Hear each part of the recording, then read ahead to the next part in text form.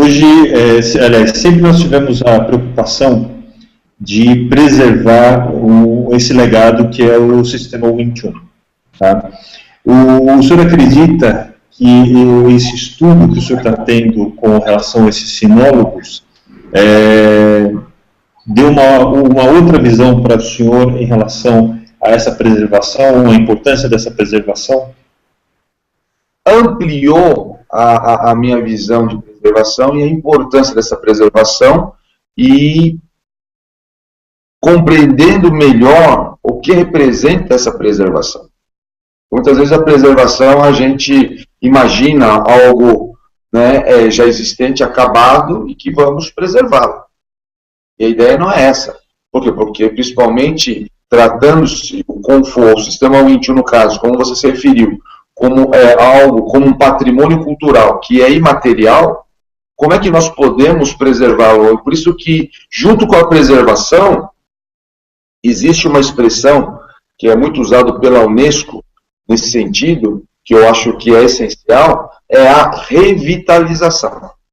Ou seja, nós temos também que estar muito atentos com a revitalização, que é um ajuste em função da influência do meio, das pessoas, como foi dito já, até a 9ª geração, que é uma geração anterior à minha, o sistema Wing Chun estava limitado aos chineses. Então, a partir da 10ª geração, que é a minha geração, os praticantes ocidentais começaram a praticar. A sua geração, a mesma coisa, e assim vai, né? Hoje nós estamos aí na 12ª geração, e essa 12ª geração, né, a grande maioria é de ocidentais. Diríamos que 95% talvez. Embora o número de praticantes na China tenha sido crescente, esmagadoramente crescente, ainda assim o número de ocidentais praticando Wing Chun é muito maior do que o número de chineses, atualmente. Primeiro, principalmente na 12ª geração, 11ª geração. Então, isso tudo traz uma importância para que nós possamos fazer esses ajustes, e esses ajustes, essa revitalização, ela tem que ser feita com muita responsabilidade. Porque senão, nós acabamos dando toda uma cara, que é o que muitas vezes a gente faz. Por exemplo, quando nós chamamos de técnica um movimento corporal, né, do Kung Fu, nós estamos usando, né, uma reflexão que é muito nossa. Então, entender os movimentos de artes marciais como dispositivo já traz uma dificuldade para a nossa compreensão. E, entendendo assim, por isso mesmo que o Kung Fu parece muito sem sentido, né? Porque você faz movimentos de animais, aquela coisa toda. Se a gente quiser enxergar aquilo como técnica e querendo ainda mais aplicá-la, fica muito difícil a entender a validade do Kung Fu. Agora, ou de um sistema de arte marcial chinês. Agora, quando você começa a ter a visão, né, um pouco diferente disso, mais apropriada para o contexto da cultura, e em vez de entender que de técnica nós temos dispositivos, e em vez de dispositivo nós temos uma exploração, já gera uma opção muito mais interessante e inteligente. No entanto, tampouco essa visão pode ser a que limite o entendimento. Deve haver outras.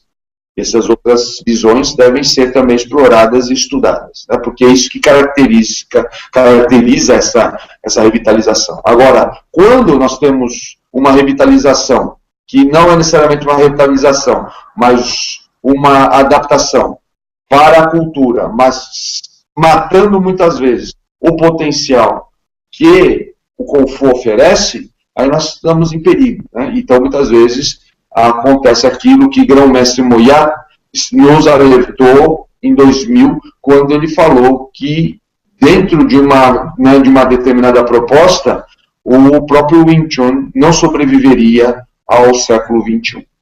Então, eu vejo isso com muita responsabilidade, que é uma responsabilidade que não é só minha, Você lembra muito bem que quando nós conversamos com o mestre Nino Bernardo, nós estávamos conversando muito sobre isso. O mestre Nino Bernardo, que é discípulo do grão-mestre Won Chon Leun, de uma outra linhagem, esse senhor, né, o Won Chon Leun, também discípulo de grão do patriarca Ikman, nós temos aí vários desafios que são inerentes da 10ª geração, da 11ª.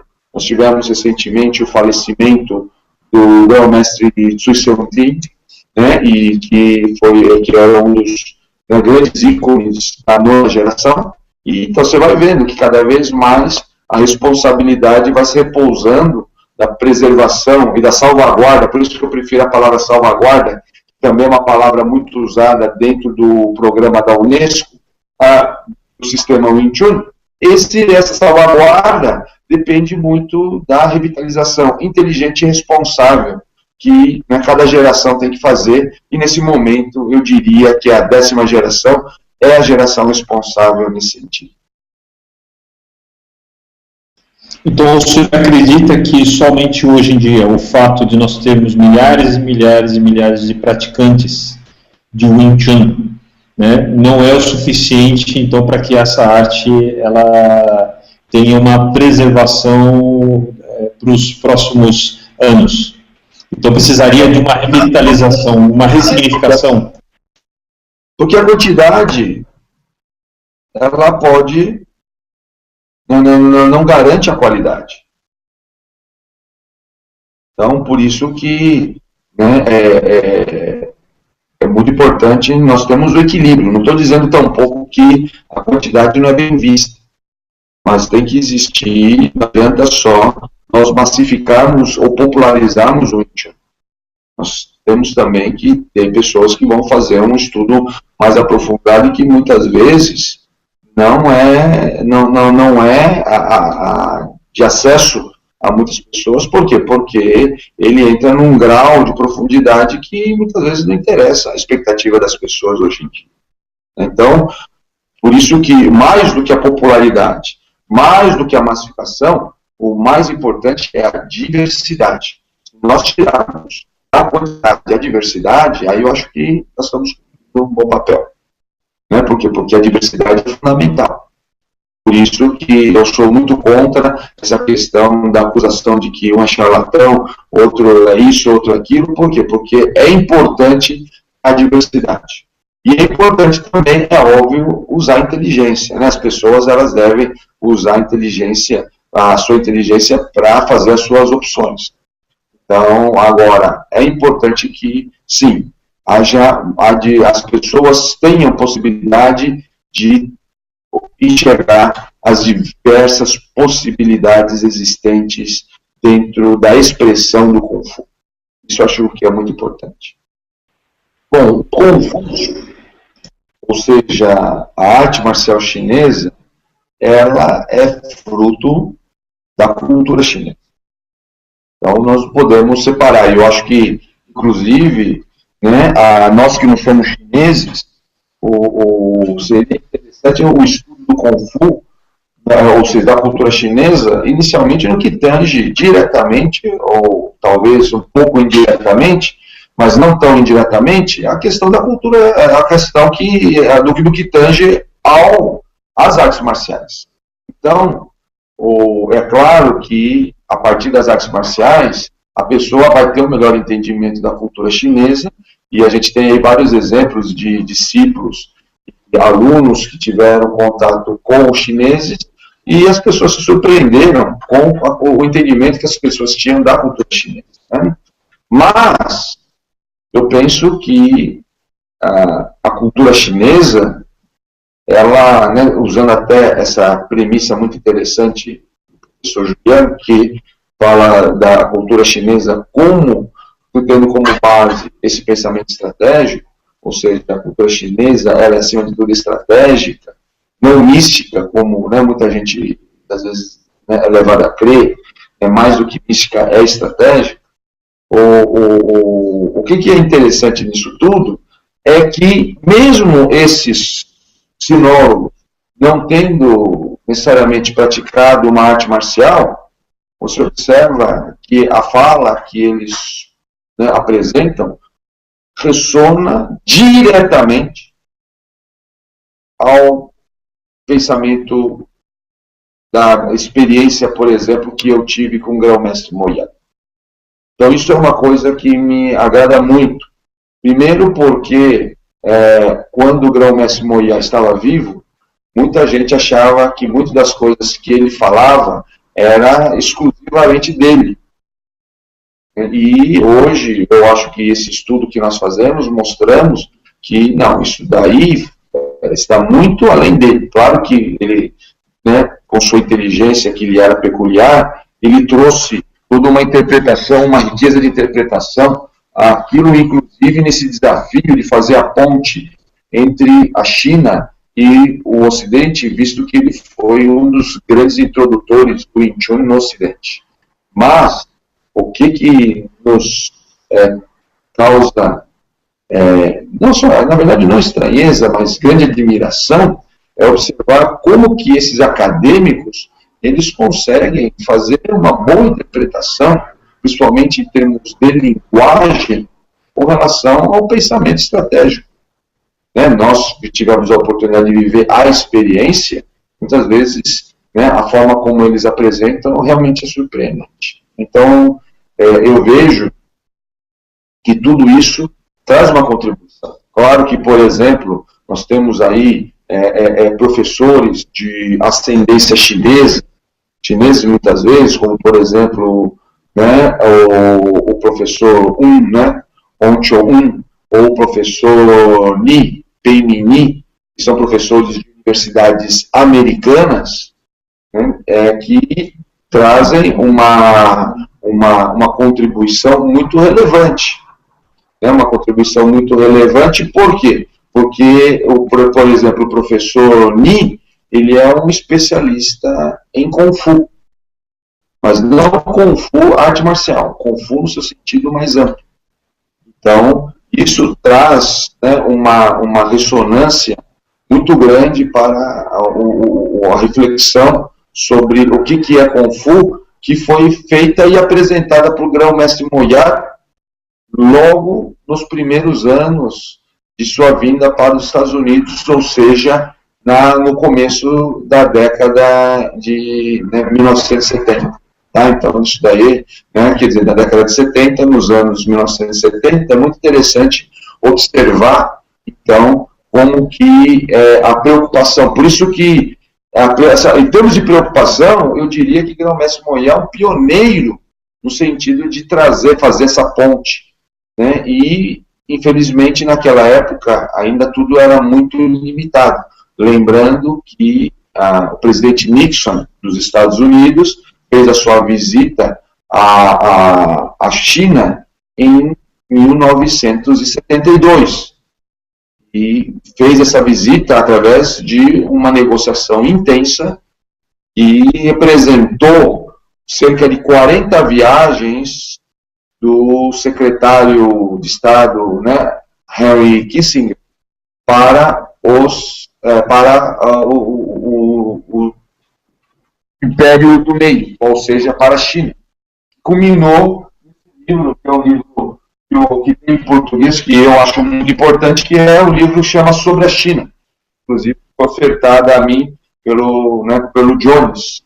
Então, é um livro muito importante, porque é uma visão de um ocidental, ele não é sinólogo, mas, pelo que eu percebi no livro, um profundo conhecedor da cultura chinesa a partir dessas 40 viagens, onde ele teve contato com grandes líderes importantes da China, como o próprio Mao Tse-tung, o Zhou Enlai, Deng Xiaoping e tantos outros líderes chineses, ele faz uma reflexão muito importante sobre esse momento da cultura chinesa, esse momento de recontato da cultura chinesa com o Ocidente a partir daí. Então, se observa que o grão-mestre Moyá, em 1973, vai para os Estados Unidos, ou seja, apenas um ano depois desse recontato que se reiniciou com a visita do presidente Richard Nixon para a China, E com isso, então, nós vemos que fica tudo muito ainda incipiente.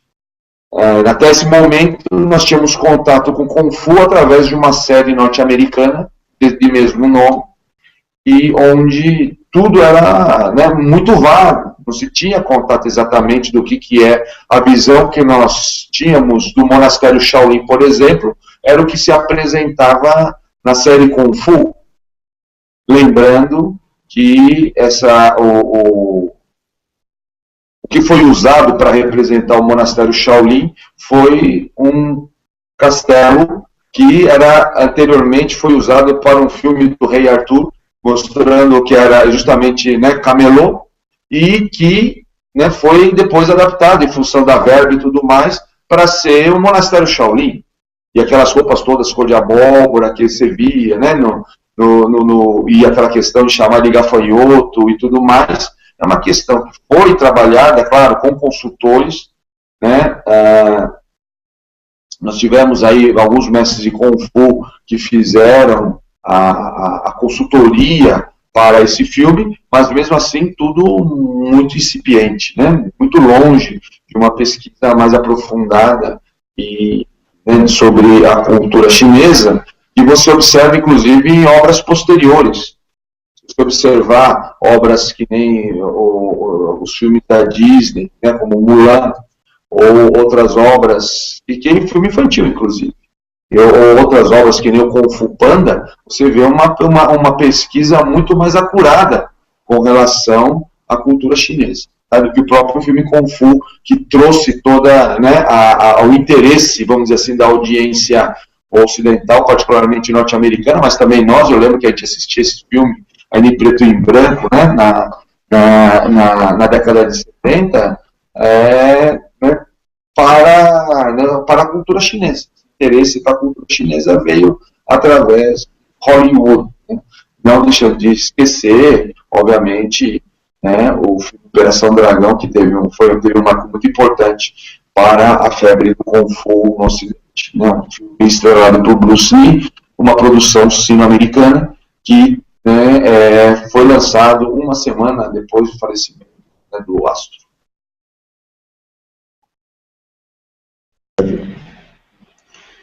Segundo, foi fundamental essa resposta realmente para mim organizar melhor o meu pensamento. Achei muito interessante essa situação dos estudos, né, desses estudiosos, e fazem contribuições indiretas para a nossa arte marcial, talvez.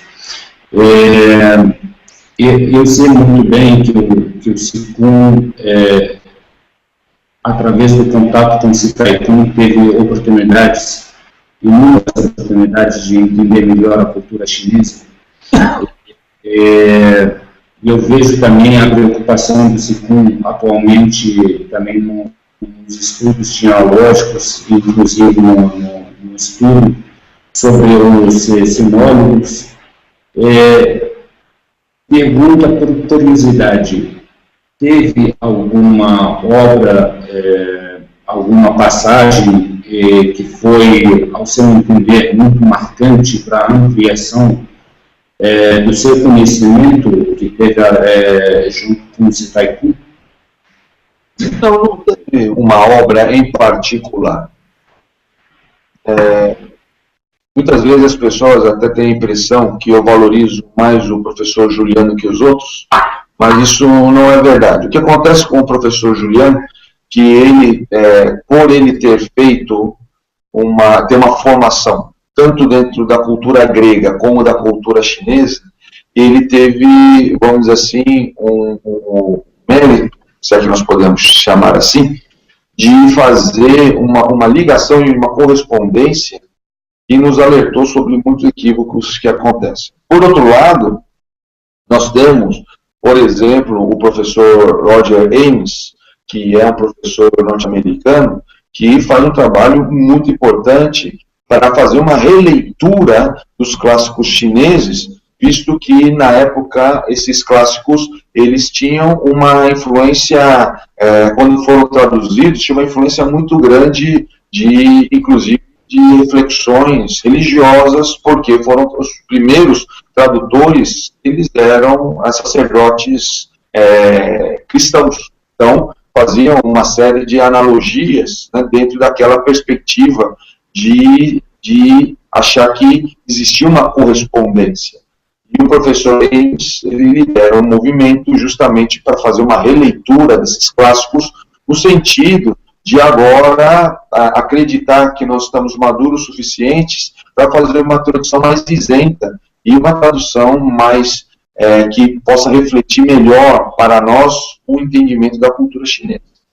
Então, todas essas são pensadores que têm obras muito importantes. Nós temos aí dentro particularmente da escola francesa, né, como eu disse para você, eu tenho um carinho muito grande também pela reflexão do professor Jean Lévy, né, e também pelo seu discípulo, professor Albert Galvin, que, né, como vão perceber, eu bebi muito, né, da leitura que fiz com relação às suas obras, mas o próprio professor Galvin cita o professor Mark Edward Lewis, né, que tem um livro muito importante sobre os Estados combatentes, que é o Sanctioned Violence in Early China, e é uma obra que eu acho muito importante para que as pessoas possam, né, entender melhor esse período dos Estados combatentes.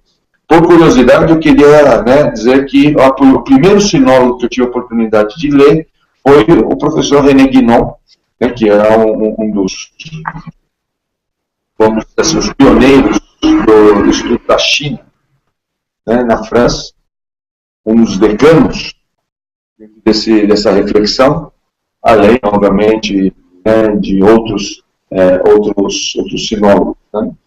Não posso sempre deixar de citar o professor Cremini, né, que tem uma importância muito grande pelo fato de ele fazer essa pesquisa, essa reflexão em cima da noção de Kung Fu junto aos clássicos chineses, principalmente. Então, eu vejo aí que nós estamos muito bem